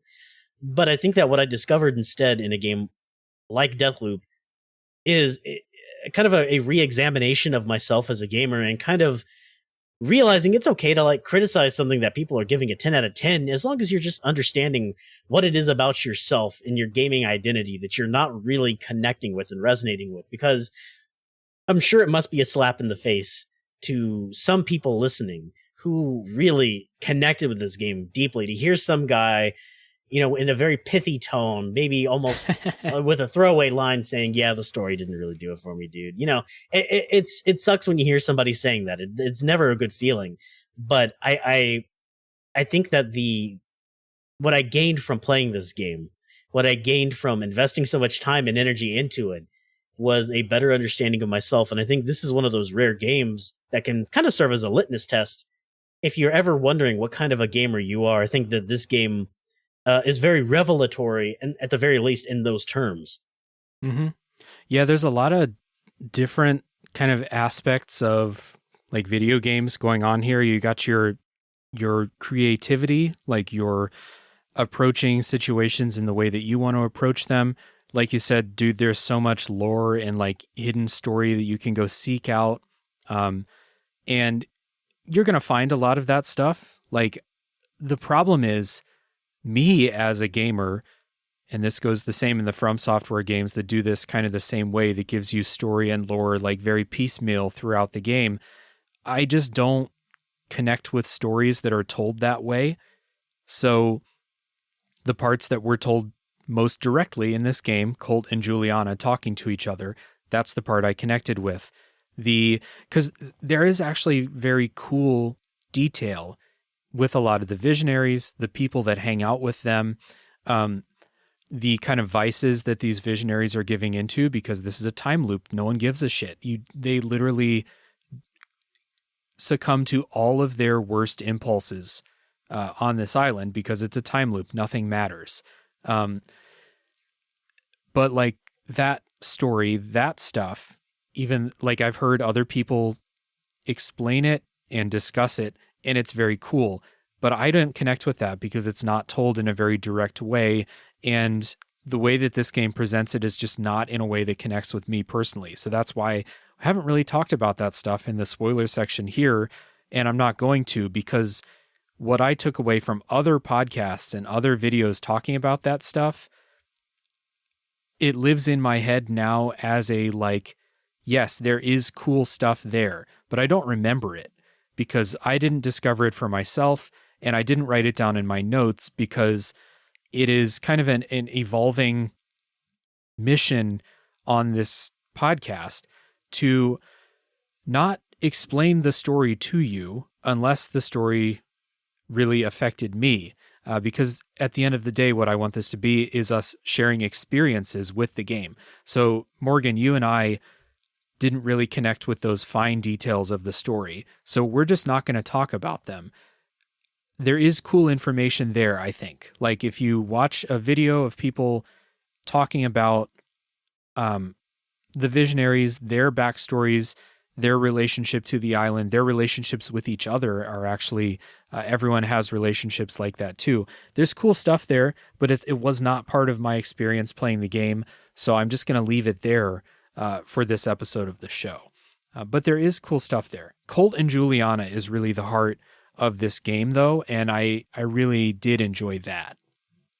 Plus it's better to be true to yourself anyway. I think that it would be a disservice to anyone listening if we were to try to do a bunch of research and pontificate over every little detail. I mean, if it didn't affect you, if it didn't seep into you, into your heart and soul, it's like, I mean, it's not even really worth mentioning. It would be better to tell the truth, even if it is an uncomfortable truth, than it would be to try to pretend like there's this big, huge, engaging thing that you just are over the moon about. It's better to be truthful in these cases. 100%. And if you're listening and you want that detail, because I promise it is there, if you want that, there are lots of people on YouTube and lots of podcasters who've done shows about Deathloop, and really gotten into that detail in a fun and engaging way. But that's just, it's just not going to happen on this episode because it was not part of my big takeaways from playing this game. But yeah, it's a fun game though. And just to kind of sum it all up, I guess, I had fun. The gameplay of Deathloop was fun. Especially after that initial frustrating period when you have just the worst guns and you have no powers and stuff like that. I had a lot of fun playing this, and it kind of snowballed to like where at the beginning I was not having a ton of fun. So I would play maybe 30 minutes, like one time period per play session. And then the time when I beat the game, the play session where I beat the game, I played for like 3 hours because I was just having a bunch of fun going through, just destroying people in the levels. I know exactly what to do. I have like total mastery over the levels, and I had a good time. And then got that final loop. Did the final loop take you more than one try? No, I got it the first one. Yeah, same here. Almost got fucked up by Juliana in the last level, but I got it the first try, which is good. I would have been kind of annoyed if I would have had to go through all the steps and do that perfect loop thing more than one time. So what do we say we wrap this up, dude? Yeah. Been a good time. Thank you so much for coming on the show again. It's been a pleasure talking with you.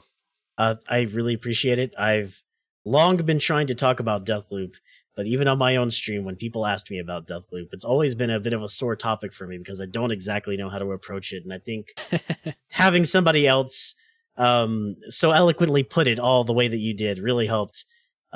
It really helped me kind of eke it out of my system. Like, this is, how when you're doing any creative endeavor, you got one in the chamber and you're freaking ready to just like load that thing up.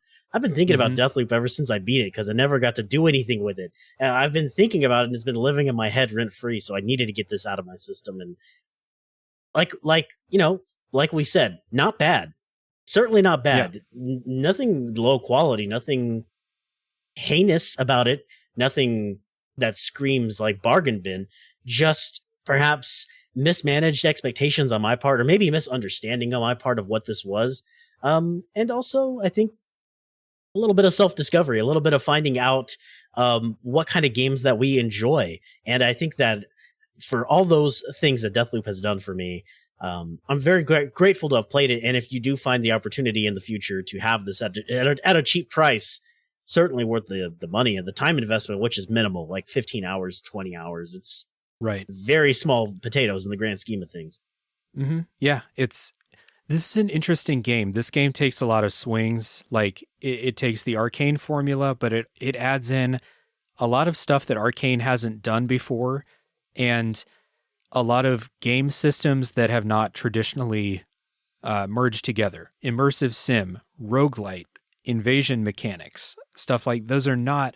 I mean, a roguelite immersive sim is ridiculous because the amount of care you have to put into making an immersive sim, and then to put on roguelite stuff on top of that is just something that, like, roguelites have traditionally been kind of an indie endeavor, which is the opposite of what immersive sims are.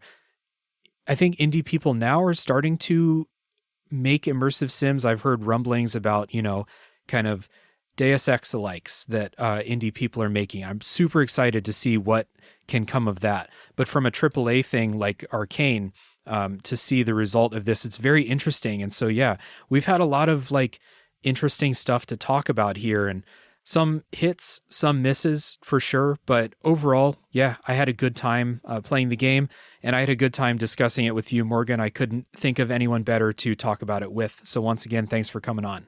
Highly appreciated. Thank you for having me. Yeah. Everybody else, same things we said before.